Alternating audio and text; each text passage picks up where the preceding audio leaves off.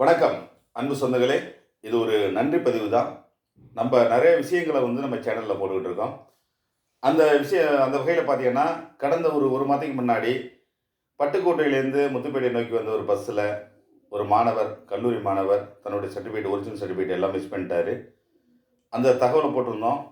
அதுக்கப்புறம் பார்த்தீங்கன்னா, ஒரு மாதம் கழித்து நம்ம வீடியோவை பார்த்துட்டு அந்த சர்டிஃபிகேட்டை ஒப்படைச்சிட்டாங்க. அவங்களுக்கு நேரத்தில் நன்றியை தெரிவிச்சுக்கிறோம். அதே மாதிரி தான் கடந்த வியாழக்கிழமை ஒரு சம்பவம் நடந்திருக்கு.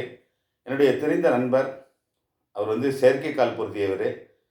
அவர் திருத்துறைப்பூண்டி ஒரு வேலையாக போயிட்டு முடிச்சுட்டு இரவு நேரத்தில், அதாவது திருத்துறைப்பூண்டிலேருந்து தூத்துக்குடி ஈசிஆர் வழியாக போகிற பஸ்ஸில் வந்திருக்காரு. அவர் அந்த பகல் பூரா தஞ்சாவூர் அங்கெல்லாம் அலைஞ்சிட்டு திருத்துறைப்பூண்டி போயிட்டு அங்கே ஒரு சர்டிஃபிகேட் வேலையை முடிச்சுட்டு பஸ்ஸில் வந்துக்கிட்டு இருந்திருக்காரு. இந்த தூத்துக்குடி பஸ்லாம் பார்த்தீங்கன்னா முத்துப்பேட்டை டவுனுக்குள்ளே வராது. ஆலங்காடு பைபாஸ் வழியாக அப்படியே தம்பிக்கோட்டை வழியாக நேராக அதிராம்பட்டினம் இந்த தூத்துக்குடி போவோம். அந்த நண்பர் பார்த்தீங்கன்னா தன்னுடைய செயற்கைக்கால் ரொம்ப அசதியாக இருந்திருக்கு. இடையூரை தாண்டி அந்த செயற்கைக்காலை கழட்டி வச்சுருக்காரு பஸ்ஸில். அவர் இறங்கிறதுக்கு ஏதுவாக பார்த்தீங்கன்னா படிக்கட்டு அருகாமையில், இப்போ படி இருக்குன்னா பக்கத்து சீட்டில் வச்சு உட்காந்துருக்காரு, கழட்டி வச்சுருக்காரு. தம்பிக்கோட்டையில் பார்க்கும்போது அவருடைய செயற்கைக்கால் காணோம்.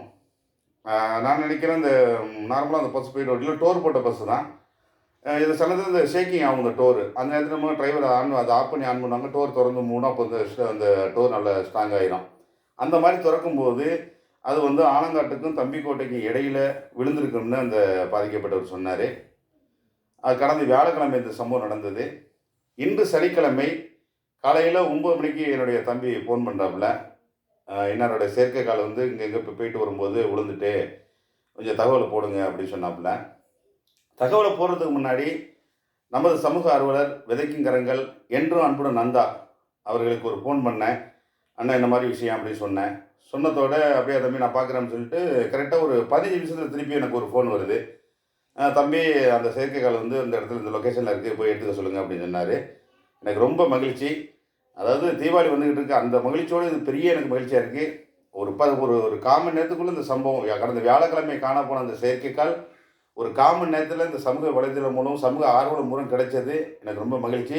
அந்த செயற்கைக்கால் கிடைச்ச அண்ணனும் எனக்கு ஃபோன் அடித்து ரொம்ப சந்தோஷப்பட்டார். அவருக்கு நான் நந்தாண்ணனுக்கு நன்றி சொல்லியிருக்காரு.